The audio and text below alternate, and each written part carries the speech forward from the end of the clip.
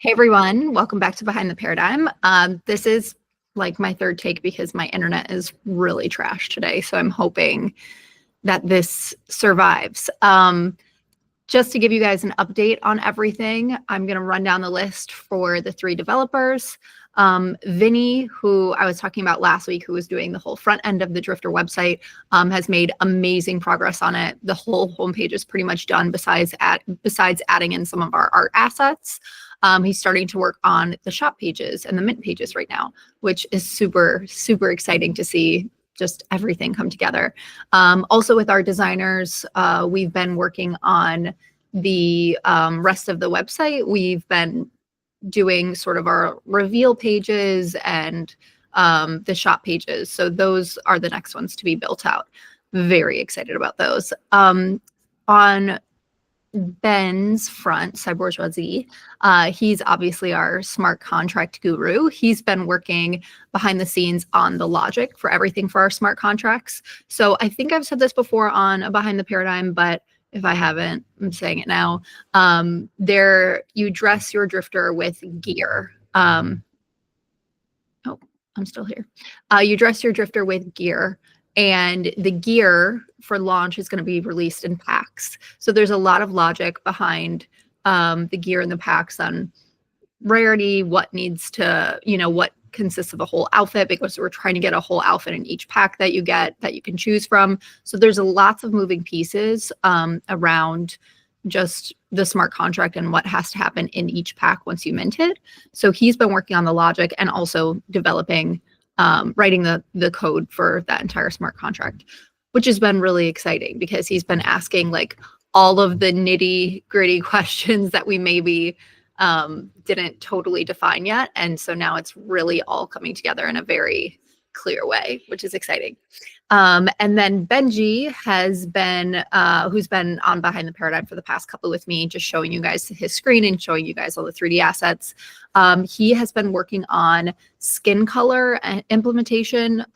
So obviously we want people to be able to change their skin colors to be whatever they want their skin colors to be in natural tones. But the difficulty is that if you just take a texture and tint it either darker or lighter, you lose a lot of the highlights and the shadows that go with that specific tint.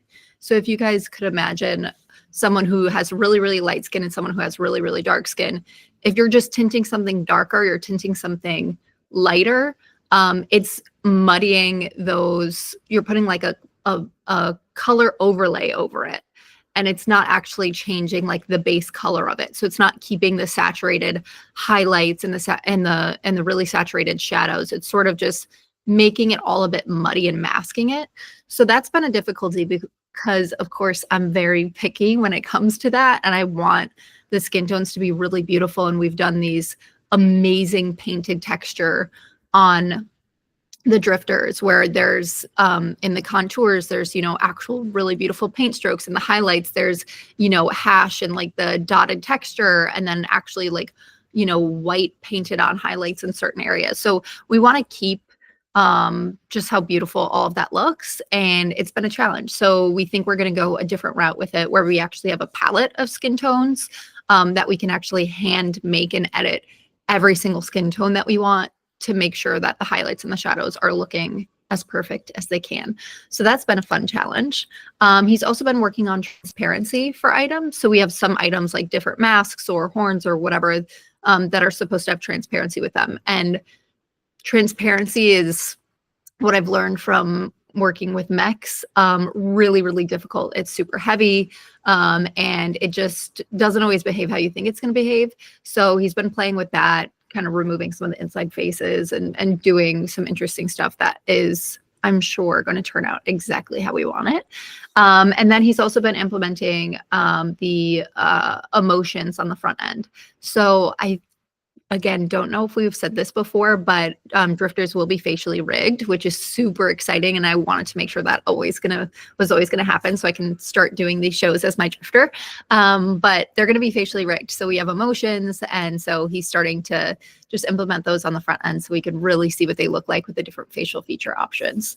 And then also, this was sort of a group effort with everyone, but they've been working on taking all of the stuff that we've sort of been doing on our test character configurer and put it into the website that Vinny built, the really beautiful front end. So they've been connecting all those pieces. So now we're really able to see all of it come together and dress drifters live. So that is everything. It was a really big week. We hit a big milestone with just getting the configurator totally set up and connected. And yeah, it's all coming along. There's a lot of work still being done on the art side for drifters. So we've almost got everything fully modeled. We're still going through a few edits. But the big phase next is just texturing everything, which, like I was saying before, is not super easy with the style that we chose, because everything really is so hand done and hand painted to get that CyberBrokers feeling that we created right at the start for this. So we're super excited with the progress that we've made so far. Oh, I think there was something I was supposed to show you guys. It's just I was probably supposed to show you this while I was talking earlier, but I'll just share it now. Oh, this, we just like put a wireframe instead of the actual assets on this, so you guys could see this. We couldn't give away everything, but this is really fun. This is in our configurator, just showing like we're starting to test the different assets together, different pants with shoes, jackets. You can see this tail in the background looks totally insane. That's some of the stuff that we've talked about before with actually rigging some of the assets. So things like hair is rigged to move when you jump, walk, do things, which is just gonna make it really come to life. Tails, balloons, and wings, I think, are the things we rigged. There's a lot of complications when you start talking about just VRM optimization, and with VRMs you can only have a maximum amount of bones, so you need to save the bones, the allotment for the parts of your avatar that you really need all the bones in. So we don't have endless budget where you can make every single thing rigged, make the skirt move when you jump, all of that.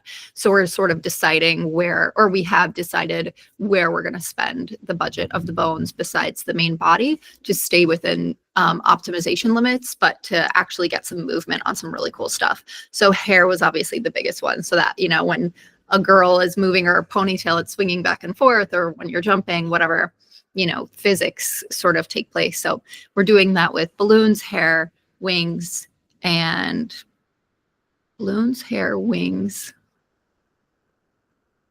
tails. If there's anything else that you guys think we're totally missing, if you know what I'm talking about, that should be moving within a budget, let me know. Cool. If there's anything you guys want to see in these future ones, please drop a comment and let me know. Obviously, I know everyone wants to see more of the art and us showing that off. We're trying to show it slowly as we go. And maybe it'd be fun to do a deep dive once we get a little bit closer on just the inspirations behind some of the fashion and all of that. So if there's anything you're particularly curious on, I think I saw someone ask about the inspiration, so we'll add that to the list, but let us know if there's anything else. Okay, thanks guys. Bye.